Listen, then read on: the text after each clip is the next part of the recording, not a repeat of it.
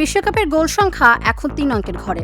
গত পরশু সুইডেনের বিপক্ষে নেদারল্যান্ডস ফরোয়ার্ড কোডি গাকপোর করা দ্বিতীয় গোলটি ছিল এবারের বিশ্বকাপের ১০০তম গোল।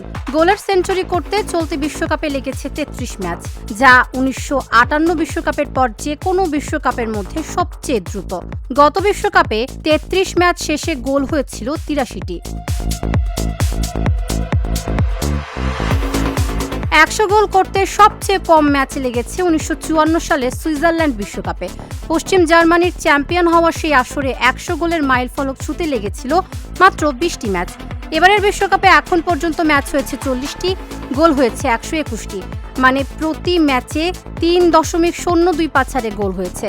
এই হার বজায় থাকলে এবারই সবচেয়ে বেশি গোলের রেকর্ড হবে। এখন পর্যন্ত এই রেকর্ড আছে কাতার বিশ্বকাপের, গোল হয়েছিল ১৭২টি। কেন এবার এত গোল হচ্ছে?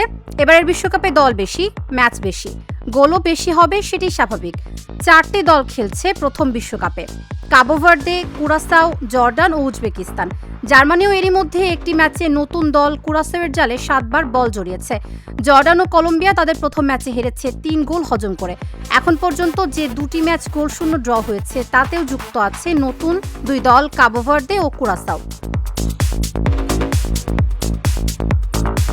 উত্তর আমেরিকার প্রচণ্ড গরম এটাও একটি কারণ হতে পারে। তুলনামূলক লম্বা বিরতির শক্তিশালী দলগুলোকে পরবর্তী ম্যাচের আগে নতুন করে চাঙ্গা ও সতেজ হওয়ার সুযোগ করে দিচ্ছে।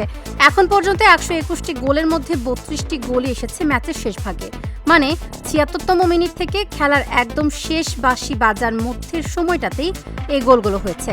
শতাংশের হিসাবে যা মোট গোলের ২৬.৪৪%। এর পাশাপাশি মারাত্মক সব ভুলের কারণে গোল হজম করার সংখ্যাও এবার বেশি। এই যেমন সুইডেন তিউনিশিয়া ম্যাচের কথা ধরুন। নিজেদের প্রথম ম্যাচে সুইডেনের বিপক্ষে ম্যাচে বিপজ্জনক জায়গায় বলের নিয়ন্ত্রণ হারিয়েছিলেন তিউনিশিয়ার ইলিয়াস খিরি। সেই সুযোগে গোল করেন ভিক্টর ইয়োকেরেস। উত্তর আফ্রিকার এই দলটি পুরো ম্যাচে এমন ৬টি ভুল করেছিল, এর মধ্যে গোল হয়েছে ৪টি। গোলবন্যার পেছনে কিলিয়ান এমবাপ্পে, লিওনেল মেসিদের ফর্মেরও অবদান আছে। এমবাপ্পে প্রথম ম্যাচে করেছেন জোড়া গোল, আর্লিও হল্যান্ডও ২ গোল করেছেন, আর মেসি তো পেয়েছেন হ্যাট্রিক। ব্রাজিলের খেলা ২টি ম্যাচের প্রতিটিতেই গোল পেয়েছেন Vinicius Junior. Tabassum Sejuti, Dhaka journal.